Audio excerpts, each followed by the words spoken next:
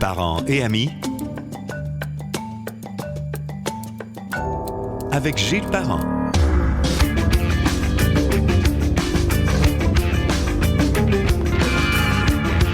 Bonjour et bienvenue. Bonne année 2022. Bonne année, Monsieur Jean-François. Merci. Bonne année à toi aussi. Bienvenue sur Parents et Amis. On lance l'année 2022 avec le premier podcast de la troisième année déjà. Troisième année de Parents et Amis. Celui qui est devant moi, Jean-François Dumas, d'Influence Communication, a été... Je brise la glace en plus. T'as été le premier invité de l'histoire des podcasts. Ah oui, j'ai été le tout premier. J'avais fait le hors-série où j'expliquais pourquoi je revenais. Ouais. Puis après ça a été toi. OK. Absolument, ça a marqué ma vie. Donc, on peut écouter Parents et Amis, troisième saison. Merci pour les gens. La fidélité est là. Puis ce qui est le fun, c'est que les gens font le message. Monsieur Parent est revenu. Il y a des entrevues. Si ça vous tente, telle entrevue, vous pouvez toujours les retrouver sur gilesparent.com. Mais le bouche à oreille fait que l'écoute augmente tout le temps. C'est le fun. T'en as combien de faits, là? J'en avais à peu près 60 la première année parce qu'il y a eu la pandémie où je faisais des 2-3 entrevues en même temps. À peu près 45. Je dirais 105, 110 à peu près. Wow! OK. On peut tout retrouver ça sur ton site. Tout est là, absolument, dont celle avec laquelle on a pu jaser ensemble. Ouais. Donc, gilesparent.com, Spotify, Google Podcast, Balado de Apple et le canal YouTube. On va discuter avec celui qui scrute, qui sait, qui voit tout. C'est comme les singes, dans le fond. Mais je te compare pas un singe. Monsieur Influence Communication. Oui. Et je te dirais bonne fête en commençant. Merci. 20 ans d'Influence Communication. On est vieux. Es-tu surpris d'où vous êtes rendu 20 ans plus tard? Oui, parce que j'avais lu à un moment donné un article qui disait que sur 10 bonnes idées d'entreprise, il y en a une qui voit le jour. Et sur les 10 qui voient le jour, il y en a, je pense que c'était une qui dépasse la première année. Et sur les 10 qui dépassent la première année, je pense que qui se rendent à 5 ans, je pense qu'il y en a une sur 5. Et sur les 5, je pense qu'il y en a une sur 10 qui fait plus d'1 million de revenus. Fait que quand tu regardes tout ça, les odds qu'on se rende à 20 ans et qu'aujourd'hui, on fait vivre une centaine de familles, ben là, tu te dis, au début, jamais on aurait pu... Et c'est sûr que les 20 ans, si tu y arrêtes, il y a quelques moments où ça a coincé, où ça aurait pu arrêter. Oui. Il y a dû avoir des moments difficiles, même si c'est juste 20 ans. Hey, écoute, la première année et demie, on a fait 17 500 piastres de chiffre d'affaires.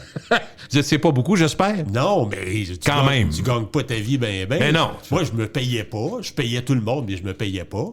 Fait que là, t'allais dans le bas de laine un peu, j'imagine? Oui, beaucoup. Puis, je me souviens, au début, à un moment donné, je me suis dit, bon, là, on part le business. Ça me prend un client étalon, un client qui est une référence pour les autres. Donc, je vais me servir peut-être pour solliciter d'autres? Oui, fait que j'appelle Bombardier. Fait que là, je dis à Bombardier, je dis « Salut, c'est moi. » Jean-François. Ah, hi, Jean-François! Oui. Fait que là, puis là, ils me disent, là, je leur dis, t'as des besoins compliqués. Eux autres, il y avait peut-être une vingtaine de fournisseurs dans le monde quand il y avait des besoins de Des divisions. Des divisions. Nautiques, divers et autres. Là, oui. Là, je leur disais, je développe une entreprise et je veux développer mon modèle d'affaires autour d'une entreprise comme vous autres. Alors, je te propose de te servir, mais ça te coûtera rien. Fait que là, je vais être bénévolé. Je vais le faire gratos. Fait que là, il a dit OK. Fait que là, ils ont dit oui, mais ça, c'est majeur pareil. Ben, ça a été majeur. Ça a été ta salle d'essai, là. Ben, en fait, on a développé après ça tous nos services, nos modèles et même la technologie à ce moment-là autour de ce client-là. Okay. Et on leur a dit OK, on va faire ça gratuitement pendant 6 mois. Puis si tu aimes ça dans 6 mois, tu nous embaucheras. Là, on a failli mourir de faim pendant 6 mois. Ça n'avait pas de bon sens. Mais ça allait-tu bien? Est-ce qu'il disait ça va bien? Ça allait super bien. Bon, parfait. Pendant ce temps-là, moi, je signais des contrats avec des fournisseurs. Il fallait qu'ils m'alimentent. Parce que moi, j'achetais des clips et des articles de tout le monde. Fait que là, tu faisais juste dépenser, là. Oui, je faisais juste dépenser. J'étais bon de dépenser de l'argent. J'étais encore bon aujourd'hui, mais au moins, on a des revenus. Oui, c'est ça. C'est que là, au bout de, pas 6 mois, mais 9 mois, on était sur le bord de la faillite. Ça n'avait pas de bon sens. Là, ils nous disent, bon, oui, on est intéressés. On y a pensé, mais on va aller en appel d'offres. Oh non, c'est pas vrai. Fait que là, ils ont embauché une firme, Deloitte Consulting, qui ont fait venir 41 entreprises de partout. Et là, puis 41, on innovait dans notre domaine. Fait qu'il y a bien du monde dans leur sous-sol qui se sont dit, hey, on va faire... Tu sais, là, dans ces affaires-là, tout le monde est capable de faire n'importe quoi. Je suis capable. Alors que fallait, par exemple. Fait que là, on est passé à travers le processus et il fallait même déposer nos états financiers, montrer qu'on était solide. Hey, j'avais fait 17 500 piastres, moi, là. J'étais gêné de montrer ça. Seigneur. Mais on a gagné. imagine, avec notre modèle... Si tu gagnais pas, ça se pouvait que ça ferme, là. Ben, oui. Parce que là, moi, le plan, c'était de dire, OK, je vais aller chercher un gros client et après ça, je vais aller faire un scène 1, prise 2, prise 3. Je vais aller voir les autres, dire, regarde, c'est bon, Bombardier, ça va être bon pour toi. Mais là, ça ne marchait pas, avec tout l'argent qu'on avait engouffré, avec tout l'argent qu'on avait mis, qu'on avait perdu, je me suis dit, on ne s'en sortira pas vivant. Bon, là, ça a dû être stressant avant que tu aies la réponse. As-tu pris du temps? Oui. Pris du temps. Parce qu'ils disent 41, tu disais, c'est une chance sur 41. Puis là, c'est des rencontres. Puis il fallait, veux-tu nous envoyer tel document? Puis telle affaire. C'est très procédural. Mais le fait que tu as servi, peut-être ça t'a fait. Non, même pas. Bon. Il fallait passer à travers des tests. Il fallait. On avait plusieurs rencontres. Ça a été long. Vraiment, le chemin de croix. Et lorsqu'on a gagné, lorsque j'ai appris la nouvelle, évidemment, là. Le su comment? Au téléphone? Ils m'ont appelé. Ils m'ont dit, M. Dumas, on voulait juste vous dire qu'on a une bonne nouvelle. Ah oui? Vous avez gagné. Écoute, j'étais... Ben, c'est sûr que tu t'en rappelles, hein? Ben oui. Là, écoute, ça, c'est un grand moment. Ça, j'avoue, là... Mais c'est majeur pour la suite. Ben oui, parce que tout a changé à partir de ce jour-là. Parce que là, on s'est dit, OK, tout ce qu'on a fait, les efforts et les sacrifices, valent la peine. Ouais. Et là, à partir de ce jour-là, j'ai commencé à me payer. Tu peux aller à la banque en disant, écoutez, là, on a un gros client, puis on en a d'autres qui s'en viennent. Puis il y en a eu d'autres aussi, là. Oui, puis, mais je pense que comme entrepreneur, je savais pas que c'était impossible. C'est pour ça que je l'ai fait, c'est pour ça que j'ai réussi. T'étais fou un peu. Oui, puis c'est souvent ça, les entrepreneurs. Si on savait au départ que notre projet était impossible, personne ne partirait en affaires. Et c'est probablement pour ça que j'étais assez con pour le faire, puis c'est pour ça que ça a marché. Le slogan est arrivé dès le départ, donner un sens à la nouvelle. Moi, je l'adore. Je trouve que ça représente bien ce que vous faites. En fait, je vais te dire, dans mon ancienne vie avant, j'étais à Ottawa. Et je vais te raconter. Je travaillais au Bureau des relations fédérales provinciales. Ça, c'est un prolongement du conseil privé. Ouais. Et le ministre, et moi, je servais le ministre et le premier ministre. Et c'est pendant le référendum de Charlottetown en 92. Et ma job à moi, j'étais analyste des médias au Québec. Et là, je devais à tous les jours faire une page par dossier. Et là, fait que les commissionnaires arrivaient, là, j'avais des 4, 5, 6... Des résumés, dans le fond? C'est-tu des résumés? Ils m'amenaient des articles et des résumés radio-télévision. Et je devais, à la fin de la journée, faire une page. Par exemple, le dossier de telle affaire, la relation avec l'Ontario, tel dossier. C'était... Garder l'essentiel. Oui. Donc, vraiment, moi, j'appelais ça donner un sens au chaos. Et donner un sens un peu à la nouvelle, c'est un peu la même chose. OK, je comprends. Fait que là, à la fin de la journée, moi, quand le ministre ou le premier ministre allait donner une entrevue, par exemple, avec Denise Bombardier, je me souviens, je faisais des rapports comme ça. Je disais, OK, Denise Bombardier, depuis 6 mois, t'as planté là-dessus à thème, puis dans ce dossier-là, c'est important, ça. Et voici comment elle structure ses entrevues. Et là, probablement qu'il lisait jamais mes rapports. C'est un exercice. Probablement que les fonctionnaires devaient prendre ça, puis eux autres, ils signaient leur nom en bas, ils disaient, c'est moi qui l'ai fait. Mais l'exercice a probablement été à la base de ce qui est devenu Influence après. Parce que donner un sens à la nouvelle, de partir du chaos, parce que quand j'ai commencé, les clients voulaient tout avoir. Et aujourd'hui, le client ne veut pas tout avoir, on va le noyer, le client. Non, au contraire. Donne-moi ce qui est important. Dans le fond, c'est ça? Pour être intelligent aujourd'hui. Le client qui est sur son bureau n'a pas de nouvelles ou l'autre client qui en a 1000, ça a la même valeur parce qu'il n'a pas le temps de lire. Tu sais, la Caisse de dépôt qui est client chez nous, quand personne parle de la Caisse de dépôt, une journée que personne n'en parle, c'est 300 mentions. Ça, c'est quand personne n'en parle. Et le bureau du président, sa revue de presse, n'a jamais plus que 25 pages. Parce qu'on fait ce qu'on appelle de la discrimination. Ça, c'est l'intelligence au premier niveau. C'est de choisir ce qui est important. C'est pas juste des ordis qui font ça. Non. L'être humain intervient. Absolument. Même si on a des... Parce que vous avez des machines. Vous autres, je disais les robots à l'époque. Oui, c'est ça. J'ai toujours dit ça avec toi dans les entrevues. Il y a de ça. On en parle encore aujourd'hui. On dit, parents, ils appelaient ça des robots. Ben oui, c'est ça. C'est ça. Des robots, oui. On comprend que des gens qui scrutent partout, tu peux pas être partout au Greenland, tu peux pas être non plus en Australie demain matin. Bon, mais on a développé, puis juste pour que les gens comprennent, l'humain, nous, va qualifier le résultat final avant que ça aille chez le client. Mais on a un système qu'on appelle RV. HERVE. Le RV, c'est aussi pour les initiales RV, pour reconnaissance vocale. C'est un truc qu'on a développé à l'interne qui nous appartient. Pas un Winnebago, là, RV. Non. Et ça prend tout le contenu audio de la radio et de la télé. Ça fait une transcription automatique. Et dans notre système, parce globalement, on a à peu près 5000 mots-clés pour tous nos clients. Et ça dit, OK, ce que tel animateur vient de dire à la radio un matin, ça peut rejoindre 2 de nos clients et voici les mots-clés. Et là, l'humain lui dit, oui, ça fait 22 fois qu'on y envoie, on y donne pas. On va donc faire une qualification discrimination finale. positive. Mais le robot Hervé fait le premier travail de déboucher débroussaillage. Est-ce que Internet ouvert partout dans le monde vous a aidé dans votre job, business? Énormément, parce qu'avant... Ça donne accès à des choses partout, dans le fond? En audio, mettons, là. Oui, mais c'est pas juste ça. C'est qu'avant, pour pouvoir enregistrer des stations locales dans le fin fond de la Gaspésie, ça prenait une personne qui installait, qui faisait un enregistrement local sur place. Avec Internet, t'as plus besoin. Ben non. Fait qu'on a des gens de partout, encore une fois, mais t'as pas besoin d'avoir quelqu'un localement à Coudjouac pour enregistrer Coudjouac. Et en théorie, tu me diras si je me trompe, une compagnie qui est basée au Québec, mais qui est basée ailleurs dans le monde, tu peux les servir aussi bien. Ben oui. On a des clients d'un peu partout qui nous appellent lorsque... Je veux savoir ce qui se passe en Angleterre, Royaume-Uni, parce que j'ai une usine là-bas. Oui, pas de trouble, on va te trouver ça. Et plus que ça, c'est qu'il est arrivé à un moment donné des cas où on a surveillé des pays pour des dossiers humanitaires. À un moment donné, il y a une jeune fille qui s'était faite, les gens vont peut-être se souvenir, je me souviens pas du nom, mais les gens vont peut-être s'en souvenir, le dossier d'une jeune fille qui avait été kidnappée par son mari en Égypte. Et elle a été gardée captive avec son enfant en Égypte. La famille de la jeune fille n'avait pas de nouvelles. Personne ne pouvait donner des nouvelles à la jeune fille. Alors, on a un des députés au Québec, à l'Assemblée nationale, qui nous a appelés. Il disait, êtes-vous capable d'aller voir dans la presse locale s'il en parle? Alors, ce qu'on a fait... On va essayer. Oui, on s'est mis à recevoir, à demander avec nos fournisseurs étrangers, à ramasser les journaux locaux dans cette région-là, en Égypte, et on faisait traduire ça. Et on envoyait, donc on a aidé pendant quelques semaines, on envoyait les articles à la famille, ça leur permettait d'avoir un contact, au moins d'avoir un peu d'informations sur leur fille. Parce que là-bas, une étrangère dans cette ville-là, ça faisait bien jaser les médias. C'est sûr. Sauf que nous autres, si on ne l'avait pas fait, personne ne pouvait fournir cette information-là à la famille. L'importance que ça peut avoir. Et donc, on se dit souvent qu'on vit sur une moseuse de petite planète.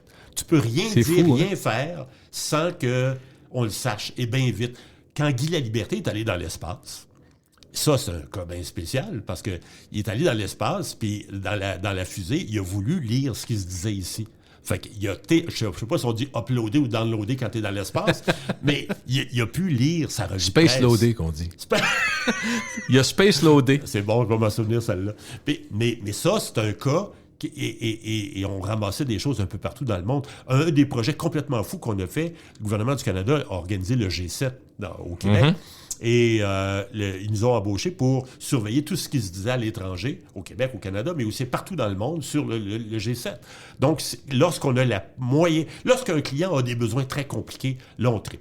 Là, on a du fun. Puis les autres, ils ont des moyens. Ils se disent pas, c'est pas une question ça coûte pas 700 millions, là, mais je veux dire, tu es capable de mettre toutes les ressources. Là. Oui, on a des petits clients très, très, très locaux, des OSBL, mais on a aussi des clients avec des besoins archi compliqués. Le gouvernement du Québec, c'est un client? Oui. Il y a des divisions partout, là, mais... À peu près tous les ministères qui sont clients chez nous. Le bureau du premier ministre qui reçoit tous les matins plusieurs... La revue de presse, c'est souvent... Il y a une partie de vous là-dedans, souvent? Oui, c'est nous autres. Okay. C'est nous qui fournissons. Je me disais, pourquoi ils feront double si vous le faites déjà? Oui, on le fait. La plupart des grandes entreprises au Québec sont clientes chez nous, travaillent avec nous. Est-ce que pour un client qui va avoir accès à vos données, sachant que vous le faites déjà pour d'autres, ça lui permet de l'avoir un peu moins cher que si tu le faisais uniquement pour lui? Tu comprends-tu ma question? Pas tant? Pas vraiment, parce qu'on clip déjà. C'est une valeur, tout. On clip tout de toute façon. Et là où il y a un intérêt, c'est que, évidemment, premier élément qu'il faut garder en tête, c'est que dans ce domaine-là, on est probablement sinon la dernière entreprise canadienne et québécoise qui reste. OK, vos compétiteurs sont européens et ailleurs. Tous les autres ont été achetés par des compagnies américaines ou presque. Américaines, OK. Fait que là, on est à peu près les derniers. Ensuite de ça, l'autre chose, c'est que comme on est très orienté Québec, on connaît le marché québécois. Des entreprises de l'étranger qui viennent essayer de surveiller ici, ils vont surveiller les grands réseaux Radio-Canada. Ils ne pourraient pas travailler avec toi, sur certains cas? Ça arrive, mais pas très souvent. Pas souvent, OK. Pas souvent. Mais eux autres, ils se disent, regarde, on va surveiller, nous autres, ils vendent à leurs clients, on va surveiller CBC, Radio-Canada, puis on va ramasser la presse. Mais c'est beaucoup plus compliqué, ça, le marché médiatique. Je comprends. Alors, allons-y un peu sur cette année qui vient. On a deux objectifs. Regardez ce qu'a été 2021. Oui. Et ce que pourrait être 2022, je retiens toujours qu'il y a 2 ans, tu me dis, le mot des 5 prochaines années, ça va être le mot peur. Oui. C'est drôle parce que la pandémie est arrivée après en plus. Mais tu sais, tu parlais de ça en disant, il y avait eu le MeToo, il y avait eu plein... Mais tu disais la peur de l'image, peur de ci, peur de ça. T'as jamais si bien dit, là. On est d'accord que, tu sais, le woke, le cancel culture, tout ce que tu veux, les réseaux sociaux, ça a pris cette tangente-là. On sent qu'à un moment donné, les gens imaginent que ça va revenir à un genre de centre, mais pour l'instant, on est allé à l'autre extrême. Fait que ça va. T'as eu une bonne vision, mettons, Jean-François. Et nous qui pensions que la pandémie était finie l'année passée, on a comme pensé ça un bout de temps. On n'est pas sorti de l'auberge. Hein? Ben non. Écoute, l'année passée, si ça avait été l'année de la pandémie, ben cette année, ça aurait été l'année du vaccin. OK. L'étape suivante. Oui, parce que vraiment, globalement, oui, ça occupe beaucoup de place, même si ça occupe moins que l'année passée, ça a occupé beaucoup de place, mais le mot fort, et le mot phare, ça a été le vaccin cette année qui a été 183% plus médiatisé que l'année passée. Les conspirationnistes, cette année, ont perdu 16% de leur pouvoir dans les médias. Le masque a perdu 31%. Le confinement, moins 62%, puis la distanciation, moins 69%. Donc, 2021, c'est plus la proaction vers la protection. La prescription, en fait. C'est l'année de la prescription où vraiment, on se dit, OK, on s'est fait battre l'année passée. La solution, c'est ça. Et voici comment on organise ça. Et donc, le vaccin, ça a occupé beaucoup de place. Et c'est intéressant quand même de mentionner que l'année passée, la pandémie a quand même occupé une très, très large place. Au début de l'année, au début de la pandémie, on était à 85% et on a fini l'année autour de 47% de tous les médias. Cette année, c'est beaucoup moindre. On est dans le 20 quelques %. OK. Donc, on parle d'autres choses cette année. C'est quand même un quart des nouvelles, ce qui est quand même beaucoup dans une année normale, entre guillemets. Oui. Mais par rapport à 2020, on a ouvert un peu. Là. Oui, on a ouvert. On s'intéresse à d'autres choses. Et en 2020, lorsqu'on parlait d'autres choses, il y avait tout un lien avec la pandémie. On parlait de sport, oui, mais ça a un rapport avec la pandémie. Cette année, il y a un paquet de sujets qu'on couvre par eux-mêmes, donc on s'intéresse à d'autres choses. Ça fait du bien, c'est rafraîchissant. Oui, puis d'une part, puis moi, je trouve que ça ramène à ce que tu dis, tu sais, le côté, on se tanne de tout, là. Oui. La nouvelle n'est pas longue, tout ça reste vrai, cette affaire-là. Fait que, on l'entend, bien des gens qui disent « Ah, la pandémie, ils sont-tu tannés avec ça? » Mais finalement, il y a toujours de quoi qui est lié. Puis ça, moi, quand les gens disent « Je suis tanné », c'est comme dire quelque chose que tu espères, mais dans les faits, je suis pas sûr que les gens sont... exemple, moi, j'étais chez mon beau-père, « Ah, la pandémie, ils sont tannants avec ça. » Mais c'est le premier à dire, « Mais là, ça a l'air que les vaccins, on va avoir un troisième vaccin. Ouais. » Enfin, on vient tout le temps à ça pareil. Et ne serait-ce... On est tanné, on dit qu'on est tanné, mais finalement, on veut en entendre parler quand c'est important. Absolument. Puis je vais te dire une autre chose, c'est que tant qu'il y a des gens qui vont souffrir, qui vont être inquiets ou qui vont mourir de la pandémie, je pense que on n'a pas le choix, ne serait-ce que par devoir moral de s'intéresser à ce dossier-là. Jamais au Québec, à part les grippes saisonnières, ces choses-là, ou les accidents, jamais on aurait eu autant de décès sur quelque chose de circonstanciel, de spécial comme la pandémie. Donc, on ne peut pas ne pas couvrir outrageusement ce dossier-là. Et c'est normal, ça affecte, ça transforme notre société. Dans combien... Je te lance la question. Ça va prendre combien d'années avant qu'on arrête de porter des masques? Parce que peut-être... Moi, je pense que pour certains, il va y avoir des masques dans les sacoches puis les coffres à gants jusqu'à la fin de leur jour. Ça, c'est mon feeling. Deuxièmement, notre façon de travailler, le télétravail qui a explosé depuis le début de la pandémie. Moi, je pense que c'est là pour toujours, mais dans une mesure qui va varier selon les emplois que tu as. Tu vois, juste ces deux éléments-là, c'est des éléments qui démontrent que nos vies ont déjà changé. Ah ben oui. Il y a un paquet de façon permanente sur certaines choses. Je suis d'accord. Ça va rester. Ouais. Ça va rester la crainte d'être un par-dessus l'autre en public où tout le monde crache, tout le monde crie, tout le monde chante, tout le monde danse. Il va y avoir cette crainte-là. Maintenant, on sait que les particules tu sais, quand tu chantes, on parlait du karaoké, ça a été un peu ridicule, mais en même temps, il y a eu quand même des cas qui se sont multipliés. Moi, sais-tu, je disais à ma blonde, j'ai dit, pour la première fois, compte tenu de ce qui se passe, puis la hausse, là, on est en début janvier 2022, mais on a bien vu que à la fin de l'année, les cas remontaient pas mal. Ouais. Ce qu'on a noté, c'est qu'il y a moins d'hospitalisation, moins de décès, donc une meilleure couverture vaccinale. Parfait. Mais j'ai dit, pour la première fois, je me rends compte que je comprends que la santé publique a tant hésité avant d'ouvrir les bars et les karaokés. Il faut aller d'un bar pour le voir. Moi, je parlais d'un bar. Par contre, le fameux dossier des policiers à Québec, les 4 vidéos, comme quoi, des fois, on chiale sur les réseaux sociaux, mais autant pour trouver des enfants avec des ailettes en verre, autant pour aider des gens qui sont mal pris. Les réseaux sociaux peuvent être extraordinaires dans la manière de tisser des relations rapidement. Moi, ce que j'ai noté, c'est que quand ils sont au Portofino ou à une autre place d'un bar, il y a du monde en baptême, c'est pas personne n'a un masque, là. Non, tout le monde est debout, puis tout le monde est proche un sur l'autre, puis ça jase, puis... Je suis pas en train de faire une étude, je le vois. Je suis pas dans un bar, mais je disais, écoute, c'est sûr que l'hésitation de la santé publique s'explique. Dans un bar, quand tu vas dans un bar, souvent, tu es debout. puis tu veux jaser, la musique est forte. Qu'est-ce que tu fais quand la musique est forte? Ah ouais. Tu te colles sur l'autre pour te faire entendre. Ouais. Tu vas me dire que j'invente pas la roue, là, mais ça m'a frappé, ça m'a sauté. C'est parce qu'on n'est pas discipliné. Malheureusement, c'est ça. On n'est pas discipliné. Puis, tu sais, avant les fêtes, quand le premier ministre nous a parlé des parties de Noël, puis il y aurait une limite de 20 personnes, c'est ça. Là, il dit, pourquoi 20? Pourquoi pas 21? C'est parce qu'il faut, un moment donné, tracer la ligne. Ouais. On sait bien que ça ne sera pas respecté à 100%, c'est clair. Non, la police ne viendra pas t'arrêter parce que vous êtes 21,5. Mais on a besoin de ces règles-là dans la société. Moi, j'en ai pas besoin, mais collectivement, en gang, on a un âge mental très limité. Et quand on est une grosse gang, on est collectivement un peu lobotomisé. Dans ce temps-là, on a besoin d'avoir des règles très sévères. Puis c'est un peu pour ça que, malheureusement, depuis le début de la pandémie, il a fallu avoir des règles très sévères. Et il a fallu en payer le prix. C'est sûr qu'il y a des gens qui auraient été capables de gérer tout seul. D'ailleurs, en même temps que tu dis on n'est pas discipliné, sur un autre aspect plus large, on était une des régions les plus disciplinées dans le sens où on a accepté de subir des contraintes assez importantes. On s'est fait vacciner. Fait que là-dessus, on a été, je dirais, civil et impliqué. Parfait. Mais je suis d'accord avec toi, dans bien des dossiers, on se rend compte que... On pourrait pas dire aux gens, ça fait 40 ans que vous conduisez, vous savez qu'un arrêt-stop, on arrête, on va vous enlever, stop, tout le monde le sait maintenant. Qu'est-ce qui arriverait? Il y aurait des accidents tout de suite, parce qu'on serait dans l'une. Fait que tu sais, je connais la loi, je sais qu'on n'a pas le droit, mais ça marche pas de même. Là. Mais il y a une chose qui m'a étonné un peu pendant la pandémie, c'est que, tu sais, la propension de nos médias à parler très peu de ce qui se passe ailleurs, dans le monde, les nouvelles internationales, je pense, nous a desservis, dans le sens que si les médias nous avaient rapporté un peu plus à quel point ça allait mal dans d'autres pays, ou encore dans des pays où les gens écoutaient les consignes, ça allait bien, pour s'en inspirer, on aurait eu l'impression, parce que souvent, quand j'écoutais les conspirationnistes ou dans les médias, des fois, j'avais l'impression qu'on était tout seul au monde à avoir la pandémie. Parce qu'on n'en parlait pas. Tu sais, et il y a des pays dans le monde qui ont écouté les consignes aussi. Il y a des pays dans le monde où ça a bien été. Et en s'inspirant de ces gens-là, en s'inspirant de ces mouvements-là, on se serait peut-être consolé, on aurait arrêté de chialer en disant que le gouvernement essaie de nous contrôler, puis que le gouvernement est ici, puis qui est méchant, puis qui est... Je veux dire, en voyant ce que les autres font ailleurs dans le monde, ça nous aurait permis de se comparer, parfois de se consoler. Mais Jean-François, toi qui es là-dedans, c'est la meilleure personne à qui je peux parler de ça. L'impression que j'ai, c'est que juste dire international, le monde ferme la TV ou se sauve.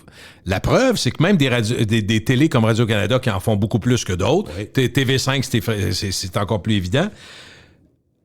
Même, ils font le tour du Canada, ils vont dire c'est notre tour du Canada en 60 secondes. TVA, c'est... Fait que c'est comme en voulant dire, on est obligé de le faire, restez là, ça sera pas long. Fait que c'est tout en surface, puis vite fait. Fait que tu sais, je me dis, ce que tu dis est vrai, on aurait appris, mais est-ce que les gens l'auraient écouté? Est-ce qu'on aurait entendu? Je sais pas. J'essaie d'être positif là-dessus, puis j'ai l'impression que quand ça touche pas les gens d'ici, quand c'est pas proche du monde, quand c'est pas proche, ça intéresse pas. Écoute, j'exagère un peu, là. Je parle en général. Là. Mais t'as du métier, fait que ton instinct te dit, ça, on risquerait d'ennuyer les gens. Mais tu sais, les Albertains, les gens de Terre-Neuve, sont pas plus colons que nous autres, mais ils font plus de nouvelles internationales que nous autres. Oui, je suis d'accord. Moi, je pense que si t'es convaincu, meilleur exemple, j'ai fait de la radio pendant longtemps, je fais encore des podcasts. Si je pense que j'ai un sujet intéressant, le mot étant intéressant, c'est bien mené, puis c'est quelqu'un qui est capable, si ton intervenant ou ta nouvelle est d'intérêt, puis elle est dynamique et visuelle dans le cas de la télé, t'es capable de... Les gens ils peuvent être très intéressés à ça. Il peut avoir ça. Mais tu sais, on part tout le temps du principe, il faut que ça soit vendeur, il faut que ça soit... Il faut pas en parler trop longtemps. Pas longtemps. Ben non. Puis là, je me souviens, j'étais déjà dans les salles de nouvelles de LCN puis RDI. Là, à LCN, RDI continue, ça fait que nous autres aussi, on continue. Fait que ils se singent les uns les autres. Et on a tellement peur d'ennuyer les gens qu'on joue très fessier. On est très chicken, on prend pas de chance. On prend pas de chance, puis on fait comme tout le monde. Meilleur exemple de l'année, probablement, la divulgation de l'élection de la mairesse à Québec, le soir des élections. Oui. Radcan le donne, TVA tout de suite, tout le monde embarque. Puis là, tout le monde se dit, il n'y a personne qui réfléchit, il dit ça. Ah, ben là, c'est national, c'est partout, on n'a pas le choix, on embarque. Fait que tout le monde a répété ça, bien que les journalistes de Québec auraient pu dire, oh, puis par chance qu'il y a eu Jean-Marc Léger. Je le dis, là, moi, j'écoutais Radio-Canada et TVA, là, de la soirée des élections. Jean-Marc Léger a dit, attention, les premiers votes qui sortent, c'est toujours des votes qui sont le vote par anticipation. Le vote par anticipation des gens plus âgés qui veulent contrôler leurs choses, qui veulent pas... Fait que c'est pas représentatif. Ouais. Ça a toujours été de même, j'invente rien. Je vous dis, attention aux résultats. Il arrêtait pas de le dire. Puis finalement, c'est lui qui a eu raison. Ça remontait de l'autre bord. Mais tous les médias se sont garochés, puis là, ça nous a montré aussi la planète Montréal. Ouais. J'ai trouvé ça intéressant parce que, dans le fond, c'est un comité à Québec plus des robots, appelons ça de même, qui amène ça, en disant cette tendance-là, normalement, on est correct, mais le robot où les gens n'ont pas pensé, ils auraient pu le faire, mais ils n'ont pas pensé à la remontée de M. Marchand qui était annoncée à Québec. Tout le monde disait, Batin, si on entend parler, puis il est partout. Puis même les sondages de M. Marchand, qui était, mettons, à 3% au début, comme la bombe en 2007, il est monté à 15, il était rendu à 30, là. Faut tenir compte de ça. Personne. Fait que quelqu'un aurait dit, si ça avait été à Québec, si on avait demandé, mettons, un pool de journalistes à Québec, il aurait dit, attendez donc une demi-heure. On verra après. Une demi-heure, il aurait tout de suite vu la tendance monter en une demi-heure. Fait que, tu sais, j'ai trouvé que dans la façon de gérer les médias, ça en a dit beaucoup, ça. Et en plus, surtout à une époque où on est extrêmement prudent en tout. Mais oui. On est le politiquement correct et poussé à très bon point que tu amènes là. Dans un monde de rectitude presque totale. Ouais. C'est hallucinant que ce soit arrivé. C'est un fait marquant dans un contexte où on a tellement peur d'avoir peur, tellement peur de dire quelque chose qui n'est pas correct. Oui, mais ça a été une peur, la peur de ne pas être comme tout le monde. Ils ont dit, Radio-Can et TVA le disent, on n'a pas le choix, on embarque dans la patente. Pourquoi? C'est en raison de l'esprit de compétition. L'impératif commercial. L'enjeu commercial. Et c'est les gens disent, à Radio-Canada... Non, Radio-Canada comme les autres. À Radio-Canada, des fois, on remplace l'impératif commercial par égo commercial, mais sans même aux affaires. Il faut être premier, il faut être en avant sur les autres, et c'est ce que fait le scope. Ils se sont auto-pelures de bananiser. Et voilà, expression extraordinaire. Quand on a 25, mettons qu'en 2021, on dit qu'il y a 25% des nouvelles qui sont à peu près sur la COVID en général, qui sont les oubliés? L'année d'avant, on avait beaucoup d'oubliés, les personnes âgées. Ben, pas les personnes âgées à cause des CHSLD, mais les gens qui ont des difficultés, la pauvreté, des sujets qui avaient été beaucoup moins traités. Les jeunes. La violence chez les jeunes. Les aînés, quand on est sorti de la climatisation, puis qu'il y a des décès... C'est pas drôle de dire ça. Non, mais c'est vrai. Quand on a arrêté de parler de la clim puis des décès dans les CHSLD, on a arrêté de s'intéresser aux personnes âgées. On a arrêté d'en parler. Tous les sujets pauvres, habituellement, sont restés pauvres plus que jamais. Il y a les Autochtones, dont on a un peu plus parlé, mais pas à cause de la pandémie. Ben là, tout d'un coup, les Autochtones, c'est drôle parce que, d'ailleurs, les gens vont remarquer ça de plus en plus. On va voir de plus en plus dans des... Tu sais, les pubs politiquement corrects, t'as un noir, une femme noire, handicapée, en chaise roulante. Là, maintenant, tu vas avoir aussi de plus en plus des Autochtones parce qu'on va être représentatif de tout et de tout le monde.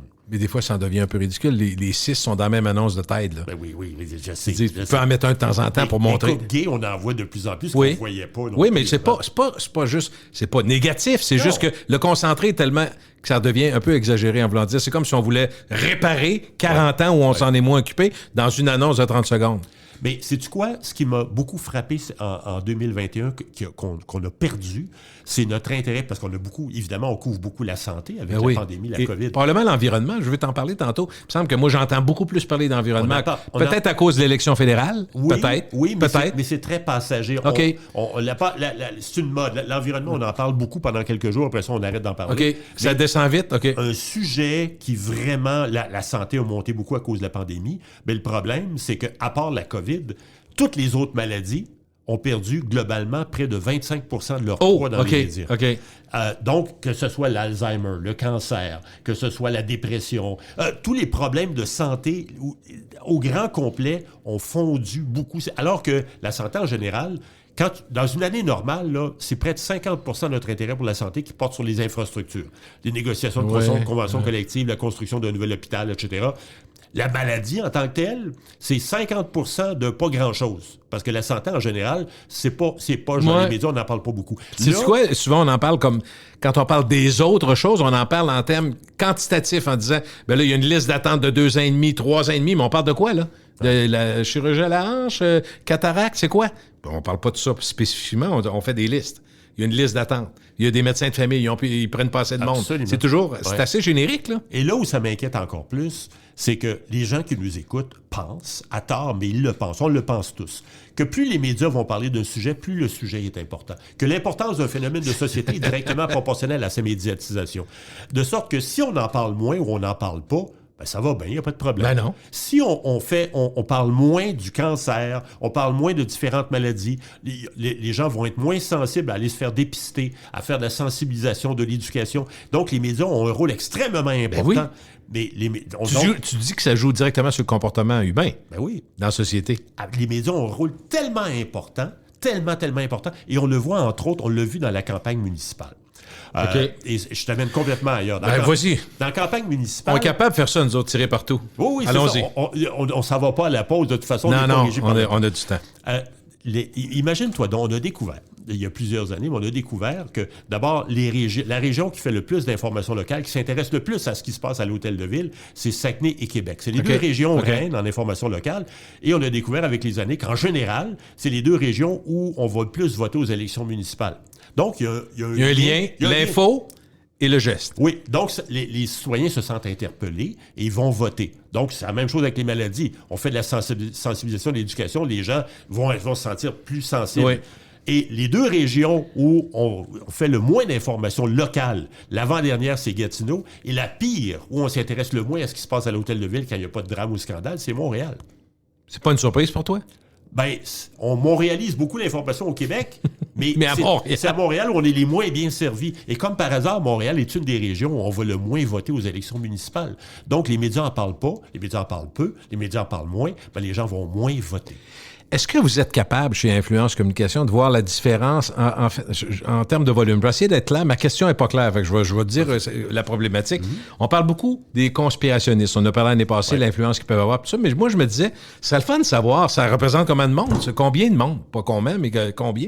Ben, j'ai pas l'impression qu'il y en a tant que ça, mais quand je lis quand je vois sur les forums, moi, peu importe quelqu'un qui écrit quelque chose, il y a toujours quelqu'un qui va arriver, qui est de la gang, là, puis puis quand on disait, moi, quand j'étais à la radio, on disait, on fait des lignes ouvertes, puis là, on parle d'un sujet qui interpelle une petite partie de la société, ils vont se mettre 25, ils vont tous prendre les lignes, puis finalement, tu as l'impression que tout le monde est d'accord. Tu comprends ce que je veux dire? On disait, on va se mettre à la gang, vous allez voir qu'on va contrôler la ligne ouverte. Parfait. Ça, c'est déjà fait. Fait que je me disais, est-ce qu'il n'y a pas un peu de ça, les conspirationnistes? Ils sont organisés, c'est des gens qui puis ils donnent l'impression qu'ils sont 25 % du monde alors qu'ils sont même pas 3 %. T'as raison, mais je pense que ce qui fait qu'ils ont l'air énormes, ils ont l'air nombreux, c'est qu'on les entend beaucoup dans les médias. On leur donne le crachoir souvent. Avant la pandémie, les conspirationnistes avaient l'air d'une gang de Raéliens. Tu sais, quand on invitait Raël, c'est vrai. Ben oui, c'est une curiosité. Oui, puis là, on les écoutait. Ils ont-tu l'air fous? Mais là, pendant la pandémie, il est arrivé de plus en plus de gens connus qui avaient une crédibilité, que ce soit des artistes, des gens d'affaires, qui, des fois, ont des propos folkloriques, mais à la base, ils avaient une crédibilité. Mais prends en France, le médecin, je cherche son nom, là, avec sa chlorhexidine. C'est un médecin. C'est un médecin. On ne sait pas c'est qui, je suis prêt à dire son nom, mais je sais qu'il y a eu un impact majeur parce que c'est un médecin. Oui. Et donc, les médias, même si c'est pas crédible, les médias lui donnent le crachoir. Il y a l'étiquette de médecin. Tu as l'étiquette d'être un artiste, quelqu'un de reconnu qu'on a vu beaucoup dans des téléromans. Ben, on va te donner le crachoir. Donc, tout d'un coup, on va t'entendre beaucoup. Et par conséquent, plus on en entend parler, plus on pense que c'est crédible. Est-ce que, tu sais, quand Jean-François, quand on regarde les nouvelles, on dit... C'est pas très vendeur des nouvelles positives, à moins que ça soit exceptionnel comme histoire ou que l'intervenant soit exceptionnel. Mais souvent, c'est des nouvelles plutôt négatives. Hein? Dans la société, c'est à peu près ça. Là. C'est ce qu'on dit, grosso. Entre 14 et 16 % des nouvelles sont positives. Bon, mais 85 %. Mais nouvelles positives durent moins longtemps, frappent moins notre imaginaire. Ils sont moins joués grosses, ça se peut-tu? Oui, puis on s'en souvient pas. C'est parce que c'est bien mieux quand il y a du sang et un scandale. Quand c'est gros, ça va être, mettons, une famille du Québec gagne 67 millions. Ça fait rêver. Là, tu vas l'avoir en première page. On va prendre toute la page. Oui. Ça, tu vas le voir. Mais pour ce qui est des conspirationnistes, est-ce qu'on pourrait le voir à l'envers en se disant, dans le fond, tout le monde, le gouvernement a fait une bonne gestion. Dans l'ensemble, les gens ont embarqué au Québec. Prenons le Québec, ont embarqué, ils sont allés se faire vacciner. On a beaucoup parlé de ça. Finalement, les chiffres sont pas mauvais. On s'en sort pas si mal. Même là, on a vu à la fin de l'année, il y avait moins d'hospitalisation. Fait que quand tu arrives avec les conspirationnistes, c'est comme si dans salle nouvelle, ils disaient, enfin, on a de quoi de différent. Des brasseux de marde. Tu comprends ce que je veux dire? C'est comme si on disait la différence, c'est important parce que sinon, on dit tout le temps la même affaire. Oui, mais y a-tu un peu de ça? Parce que tu dis, on leur donne de la place. C'est vrai, mais c'est parce que dans la perspective du média, c'est intéressant. Ils font quelque chose, même quand ils ont l'air fous, c'est intéressant. Ça fait... Oui, souvent, il y a un argument contradictoire, mais ça aide à faire le show. Parce que, pour que les gens comprennent, là, le journaliste, sa job, c'est de trouver de la nouvelle, de la rapporter, de la traiter. Le but du média, c'est quoi? C'est pas de rapporter de la nouvelle. Pas tout. C'est d'être rentable. C'est de faire du cash. Tu sais, là, quand tu es à la radio, là, même si tu parles de choses super pertinentes et importantes, si tu es plate, tu vas te faire sacrer dehors. Assurément. Tu dois privilégier ce qui est intéressant. Le média doit être rentable. C'est une machine à faire du cash ou du moins de garder l'auditoire captif. Et par conséquent, les conspirationnistes, dans un dossier où ça allait tellement mal, d'avoir une opinion contradictoire et très colorée et d'avoir des événements créés par des conspirationnistes, ça aide à alimenter le show qui est l'information, parce que l'information, c'est aussi un spectacle, c'est pas juste un service public. Il faut que ça soit intéressant. Sinon, il n'y aurait pas de petite musique, puis c'est vrai, il faut, pour que les gens restent captifs, il faut que ça soit intéressant. Est-ce qu'on a fait tous nos tops de 2021? Parce qu'il y a plein de sujets dont on peut parler, mais essentiellement, ce qui a marqué, bon, on le dit, la vaccination, donc le côté... Écoute, j'ai une nouvelle pour toi. On n'a pas fait les personnalités. J'aimerais ça que... Je sais pas si tu as ça, les grandes personnalités de l'année? J'ai pas ça, mais François Legault... C'est François Legault. Ben oui, OK. François Legault. Et les autres? Surpris. Oui. Okay, François parfait. Legault, encore une fois cette année, est arrivé... Là, pour une fois, Donald Trump n'est pas arrivé premier. Ben, ça arrive souvent depuis une couple d'années. Ben, Dubé ne doit pas être loin non plus. Parce non, il fait partie du top 5, 10, mettons, top 10, oui. Puis dans le top 10, tu as aussi, évidemment, tu as le Canadien qui est présent, Carey Price, Marc Bergevin, Brendan Gallagher qui en font pas partie. choix. Mais la nouvelle, 2021, la plus médiatisée, et ça peut être rafraîchissant pour les gens qui sont tannés qu'on entende parler de la COVID. Pas occupation double, là, non? Non. La nouvelle, parce que nous, on analyse tout le temps sur 7 jours. Pourquoi? Parce qu'il y a moins de 1% d'actualité qui subsiste à une période de 7 jours. Habituellement, là, ça vit et meurt. Puis il faut comprendre que la COVID, c'est pas une nouvelle. C'est un thème, OK? C'est que aujourd'hui, on annonce une hausse de cas de COVID. Aujourd'hui, il y a une personne on annonce qu'elle a attrapé la COVID. Ça, ce sont des nouvelles. Mais la COVID, c'est pas une nouvelle, c'est un thème. Donc, quand on analyse individuellement les nouvelles, la nouvelle la plus médiatisée en 2021, ça n'a rien à voir avec la COVID. La nouvelle la plus médiatisée l'année passée, c'est la couverture des élections fédérales. Arrête, toi! Du 13 au 19 septembre. Ah oui? Ah, oui. Et puis là, après ça, tu as eu les élections municipales, tu as eu les Jeux un peu plus loin, les Jeux olympiques de Tokyo, l'assaut au Capitole américain. Mais dans les 20 premières nouvelles les plus médiatisées, il y en a 9 quand même qui sont rattachées à la COVID. Donc, ça démontre que la COVID a été omniprésente, extrêmement importante dans l'actualité. Qu'est-ce que ça donnerait si on enlevait la COVID, mettons? On prend il resterait les élections fédérales, les élections municipales, mais qui passerait puis qui passe pas, là? Ben là, t'ajoutes là-dedans la Journée internationale des droits des femmes, la commémoration du premier anniversaire du début de pas de la pandémie, mais l'élection, qu'est-ce qu'il y a là-dedans? Je regarde, là, le 20e anniversaire du 11 septembre 2001. C'est des nouvelles qui viennent se glisser. Si on fait le même exercice... Ils n'ont pas fait la cote dans l'autre, mais si t'enlèves la COVID. S'il n'y avait pas eu de COVID, là, ça ferait partie du palmarès des nouvelles les plus médiatisées. Mais évidemment, les élections fédérales, c'est ça qui a dominé dans l'actualité. Les médias les plus cités, c'est toujours les mêmes, mettons? À peu près toujours les mêmes, évidemment. La presse, Radio-Can, TVA? Oui, absolument, tout le temps. Ça bouge pas année après année. Ce qui a beaucoup changé dans les dernières années, ça a été, évidemment, pas dans les dernières années, mais depuis le début de la COVID, ça a été les thèmes. La santé est devenue tellement forte. Oui. Évidemment, c'est normal. 85% du contenu l'année passée, en 2020, c'était sur la COVID pendant les premiers mois. Donc, c'est normal que la santé soit un thème omniprésent. Mais on ne fait pas plus de prévention. Est-ce que, dans ce que tu lis, de ce que tu vois, puis écoute, on n'est pas des devins, là, est-ce que tu vois que l'arrivée de la 3e vaccination, pour la plupart des gens, on comprend qu'en début d'année, là, ça va être les 60 ans et plus, je vais arriver là, moi, puis on sent que cette année, tout le monde va avoir sa 3e dose, là, ça va arriver d'ici l'été probablement. Est-ce qu'on n'est pas dans une phase où on se dit, OK, on arrive peut-être, pas à l'équilibre, mais on va vivre avec pour un bout, là. Probablement une fois ou deux par année, on va se faire vacciner.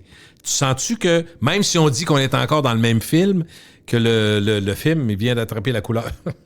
On est passé noir et blanc à la couleur. Mais moi, j'ai comme l'impression qu'il y a quand même un passage qui est en train de se faire avec la 3e dose. Même s'il y a Omicron et tout ça, mais Je me dis, des variants, il va en avoir presque toujours là. Ben ça va demeurer constant, sauf qu'à un moment donné, la trame narrative, si on l'appelle comme ça, va évoluer dans le sens que si l'année passée, ça a été, en 2020, ça a été la pandémie, là, après ça, la vaccination, je pense que là, on va...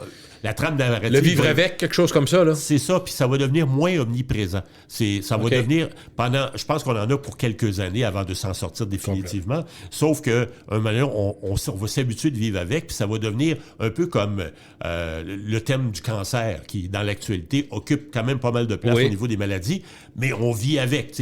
On en parle, c'est comme un bruit de fond constant. Fait que j'ai l'impression que la pandémie, pour une couple d'années encore, ça va être un bruit de fond bruyant, mais qui va s'atténuer progressivement. Ce qui est quand même étonnant comme observateur, parce que vous le faites pour vos clients, c'est qu'il y a quand même des notions extrêmement importantes monétaires qui sont reliées à la pandémie. Quand tu y penses, je prends juste le monde de l'aviation, les voyages, c'est fou l'impact que ça a eu. Mais t'as pas le choix. Tu te rends compte, le gouvernement prend des décisions qui, en temps normal, si tu fais ça, oublie pas que tu vas scraper, mettons, une compagnie aérienne.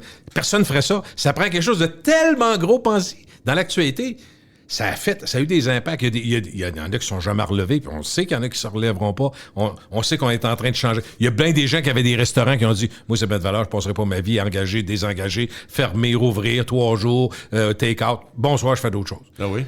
Ça a aussi amplifié... Ça a marqué 2021 un peu, ça, le nombre de personnes qui ont switché puis qui ont décidé de prendre des cours. Là. Ben, puis pas juste ça, c'est que je te dirais, l'aide gouvernementale, en voulant aider les gens, est venue accélérer la crise de la main-d'œuvre au Québec. Alors, ils sont vus dans les médias, c'est que... Puis pas tout seul à en témoigner, tous les entrepreneurs ont bien de la difficulté à embaucher du monde.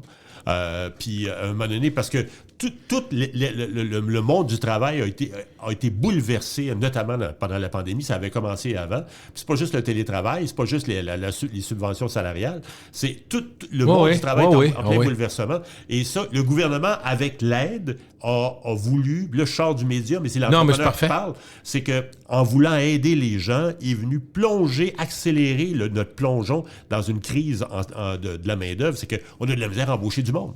On a de la misère à trouver du monde qualifié et même si tu les payes bien, à les garder. Vois-tu, c'est un gouvernement qui est en allée au Québec, qui est en allée électorale 2022, qui va être...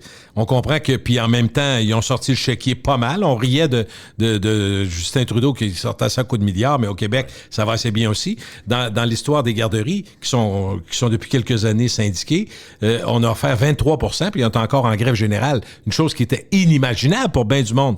Mais ce que des entrepreneurs me disent, quand le gouvernement dit, ou quand les syndicats soutiennent les employés de soutien, c'est que de dire les gens qui font la nourriture dans les garderies ou qui font d'autres travaux qui sont plus manuels, puis qui leur disent on veut que vos salaires montent. Si, exemple, on passe de 14 à 19 ou 21 $, qu'est-ce que tu penses que ça fait pour ceux qui travaillent dans les restaurants, qui font le ménage ou qui font qui sont dans la cuisine? Ils peuvent plus gagner 14 si le gouvernement donne 21 pour la même chose dans les garderies. Fait que, en voulant aider avec l'argent du grand public, le gouvernement, moi, je pense nuit à l'industrie, à tout le monde.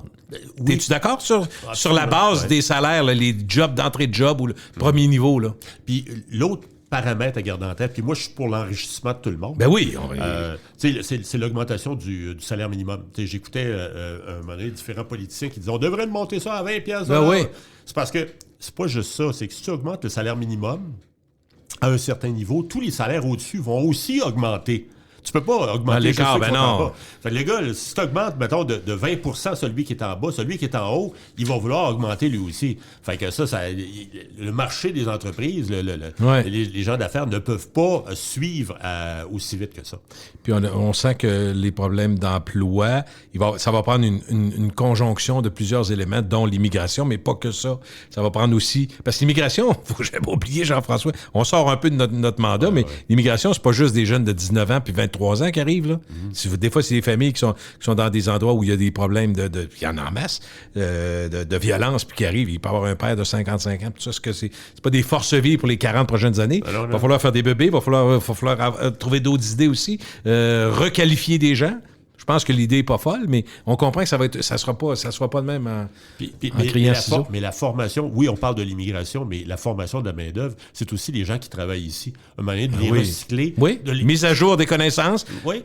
Des fois, c'est juste ça. Tu sais, les gens, il y a beaucoup de gens qui ont perdu leur job en restauration, par exemple. Il y a une bonne proportion de ces gens-là qui vont probablement migrer, qui vont avoir besoin de formation pour faire d'autres choses. Peut-être dans le monde de la santé. Parce qu'il y en a, il y en a de l'ouvrage, on sait.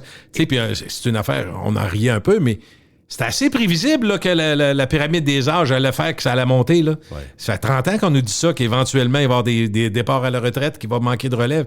Mais est-ce qu'on s'est bien préparé? C'est une autre question. Mais là, ça amène à autre chose. Tantôt, on parlait de télétravail. Le télétravail va beaucoup influencer notre façon de travailler, notre besoin en formation et la main-d'œuvre en général. Parce que moi, là, en télétravail, j'ai des gens qui travaillent chez moi. J'en ai une couple qui sont en Europe. Parce que eux autres, ils sont pas même sur le même fuseau horaire. Fait que c'est facile pour moi. Ça fait ton affaire, toi? Mais oui. Ça fait mon affaire. Fait que moi, je faire travailler du monde d'un peu partout. Moi, j'ai peut-être 85% de mon staff maintenant qui est complètement installé en télétravail, qui sont installés un petit peu partout. Donc, ça amène la main-d'œuvre est en pleine transformation et va l'être de plus en plus dans les prochaines années. Vrai. Et donc, ce qu'on disait, moi, j'avais lu de quoi? Il y a plusieurs années, quelqu'un me disait, l'analphabétisme, un jour, ce ne sera pas les gens qui ne savent pas lire. C'est les gens qui ne sauront pas se servir de l'informatique. Ben oui, on est là. On approche là, en tout cas, ça n'est pas rendu là. Parce que si vraiment tu fais une croix là-dessus, tu ne veux pas toucher à un ordinateur, tu n'as pas le choix. Je veux dire, un jour, tu vas te peinturer dans un coin. On va prendre le temps, on va finir là-dessus, mais il y a quand même beaucoup à dire. On va prendre le temps de s'accrocher sur les 20 ans d'influence communication, pour essayer de comprendre les grands axes de l'écosystème médiatique, comment ça a changé en 20 ans. Qu'est-ce qui a changé? Qu'est-ce qui est nouveau, mettons? Il y a 5 affaires que j'ai identifiées, moi, des pôles de changement extrêmement importants qui fait en sorte que l'écosystème médiatique est différent aujourd'hui comparativement à il y a 20 ans. Je t'écoute. Je vais essayer de juste écouter, ça va être tough. La première, c'est la montée de l'opinion. Eh oui. Juste dans les journaux. En radio, c'est normal. L'essentiel, c'est très majoritairement de l'opinion. Mais dans les journaux, c'est entre 35 et 40 du contenu aujourd'hui. Aïe aïe! C'est pas de la nouvelle, c'est de l'opinion. Quand j'étais jeune, probablement toi aussi, pour que... J'ai jamais été jeune, moi. Ah non? Mais là, j'essaie de regarder tes cheveux gris, c'est parce qu'il n'y en a plus beaucoup tout court. De quelle couleur, les tiens, déjà? Ouais, non, moi, je suis daltonien, hein, ça fait que c'est pas les... OK. Des voix blancs? Non, des voix noires? Non, mais je me fais faire des mèches grises pour pas donner de complexe aux gars de mon âge. Parfait, c'est bon. Quand on était jeune, les gens qui faisaient du commentaire à la radio, les éditorialistes, avaient tous les cheveux gris. Ça prenait beaucoup d'expérience avant qu'on te permette de dire ce que tu penses. Ça prenait du vécu? Ben oui. Aujourd'hui, c'est une grande gueule. Tu es articulé et tu es capable de le faire sur une base quotidienne. Tu vas avoir un job à la radio. Mais d'avoir une opinion transcendante, articulée, organisée, à tous les jours, à la radio, la télé ou peu importe, c'est pas pour rien que la sauce goûte l'eau de temps en temps. Parce que tu peux pas être brillant et génial à tous les jours, mais on demande ça. Mais c'est parce que ça coûte moins cher aussi. Quand tu regardes ça, tu prends quelqu'un de passage, tu dis, viens donner ton opinion, puis on a toute une opinion sur quelque chose. On veut-tu l'entendre, c'est autre chose. Ouais. Mais ça explique comment, entre autres, la radio se déploie de façon différente. Et comme par hasard, l'impact de la radio en termes d'audience n'arrête pas de baisser. Il n'y a pas que ça. Il y a aussi l'offre. Oui. Tu as une offre, tu Spotify de ce monde, tu as le XM de ce monde. L'offre est très grande. Fait que c'est pas uniquement ce qu'on donne à la radio, mais c'est aussi qu'est-ce qu'on peut faire de nos loisirs et de notre temps. Les podcasts, c'est une montée fulgurante dans le monde. Ça fait partie de la concurrence, entre guillemets, de la radio. Mais il y a des éléments là-dedans qui sont intéressants sur l'opinion. Ce que ça a fait, ça, la montée de l'opinion pour les médias, ça leur permet d'avoir un élément de différenciation avec les autres médias. C'est vrai. C'est que qu'est-ce que telle station a différent avec telle autre station? C'est du talk radio. C'est nouvelles, c'est les mêmes partout, t'as raison. Oui, c'est ça. C'est la force de l'opinion, la couleur de l'opinion et les noms. Ça s'explique.